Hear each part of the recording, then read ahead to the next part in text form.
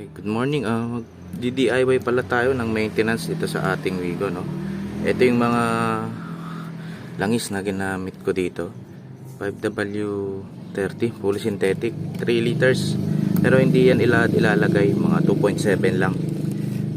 C10 oil filter, cabin filter, isa aircon, at isang air filter. Okay. Kung bago ka pa lang sa aking channel, huwag kalimutang mag-subscribe at i-click ang notification bell para updated ka sa mga susunod kong video. Tatanggalin natin itong bolt na to. 14mm socket. Gagamit tayo ng 14mm dyan.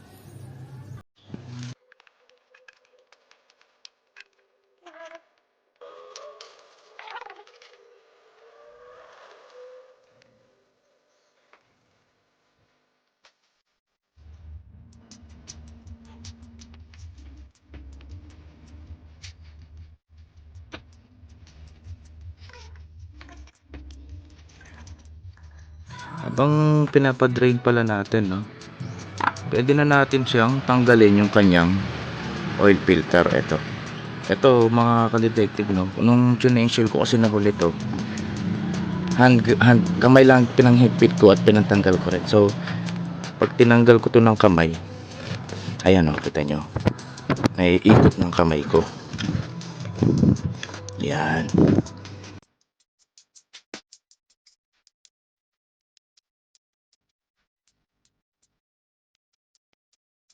Habang hinihintay nating matuyo itong ating madrain, yung kanyang langis, pwede na nating lagay itong kanyang air filter. Ayan. Oh. Yan. Dumi na. Nilinisan ko lang kasi nung huling change oil ko to, so palitan na natin to. Okay. So ito yung bago. Ayan. Ayan natin, ayan, oh. Okay. Tanda natin siya nito. Yan. Yan siya, ganito. Hindi. Ganito nga.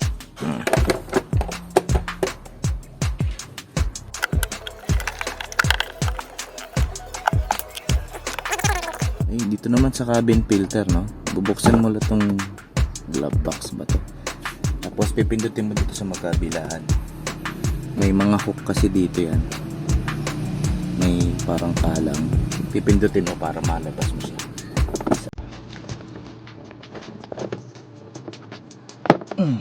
Ayun. Ngayon, pwede mo na siyang hilain. Okay. So, ayan yung kanyang cabin filter. Tanggalin mo lang tong clip niya. Lock niya rito. Ay, ito pala dito. Yun. So, ayan. Kukunin mo na ngayon to. Yan, o. Napakadumi na niya. Nilinis ko lang din to nung nakaraan. Ito yung bago, no? Lalagay lang natin. Yan.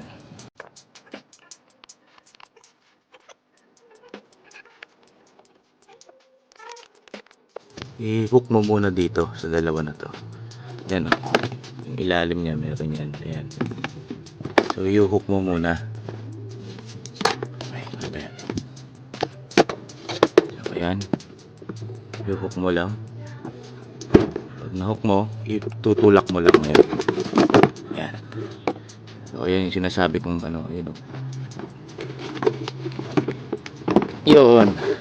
Pero hindi sa kabila pumasok na. Ayan. So ayan. Napalitan mo na yung cabin filter. Diba napakadali lang. Okay. Una pala natin ilalagay itong oil filter, no, bago natin salinan ng bagong langis. Ito muna lagay natin.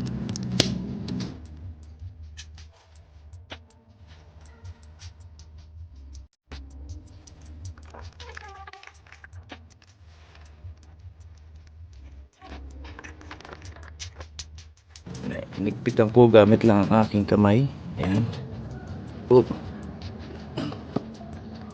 Yan. Okay. Okay na yan, mga detective.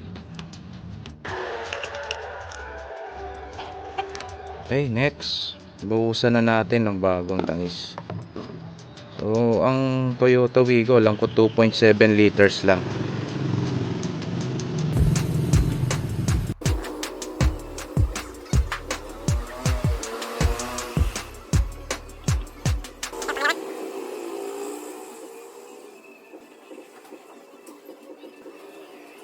Ito yung pangatlo, no? 1 liter yan. So, binawasan ko muna ng 300 para matansya ko na 700 ml lang kasi 2.7 lang to. Okay, so ayan, no? May natirang 100 ml. Pero ano na kasi halos, ayan, sakto kong 100 ml. Sa 2.6 lang ang nilagay ko, no, mga detective. Kasi dito sa kanyang gauge, ayan, okay na siya. So nasa 2.6 din, mahigit ang aking inilagay. So ayan,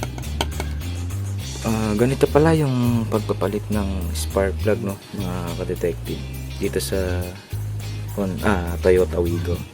Una-una, tanggalin mo muna itong intake niya na to na hindi ko lang kung anong tawag dito, basta dyan pumapasok yung hangin papunta dito sa air filter nya.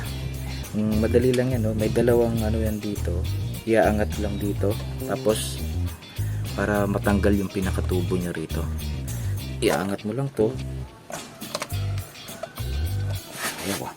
Ayan, pag umangat siya, hilahin mo dito, pwede mo nang tanggalin yan dito. So ayun, yan, pag natanggal mo na yan, ang gagawin mo naman, tanggalin mo tong tatlo na to. Yan yung kanyang ignition coil. Gagamit tayo dyan ng tools na number 10.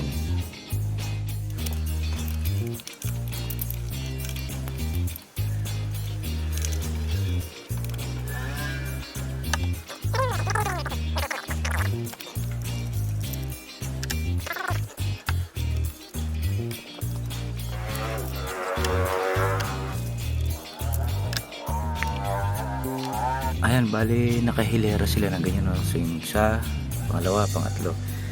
So naka-align sila kung paano ko sila tinanggal dito para ganun ko rin siya, para madali ko siyang ibalik. Ngayon dito naman sa pagtatanggal ng spark plug, kailangan natin dyan ng 16mm na dip socket. Ayan, saan ba yun? Ayan, hindi ko mabasa. 16mm, ayan, 16mm yan mga ka-detective. Basta 16mm yan na deep socket. Ayun. So okay, nagamit tayo ng extension.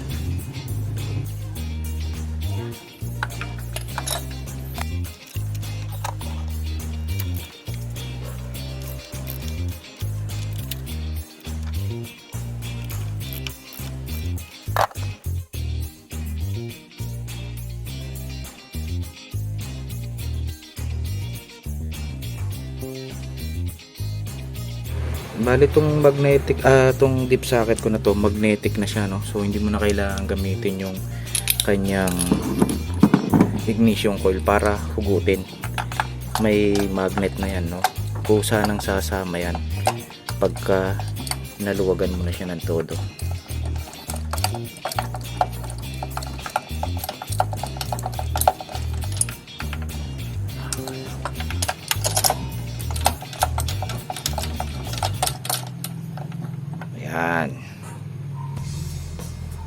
Ayan, natanggal ko na mga detective, no? So nakaparallel siya dito. Kung paano ko tinanggal, ganun ko din inalign.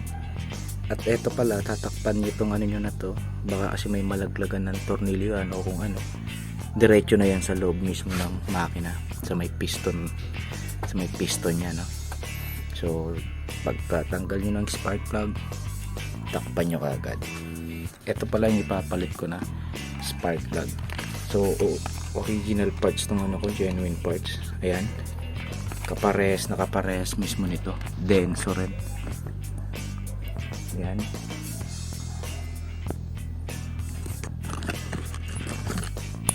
natin kung parehas, no? XU20HR9. XU20HI. So pareha sila mga detective, no?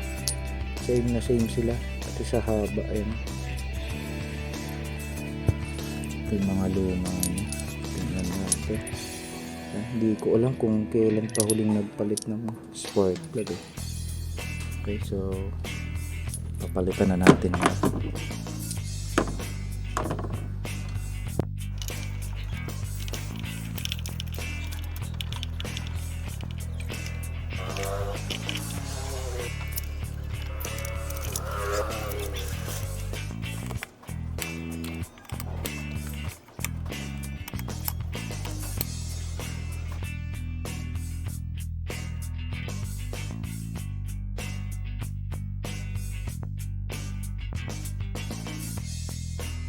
Pwede na natin testingin. Start natin.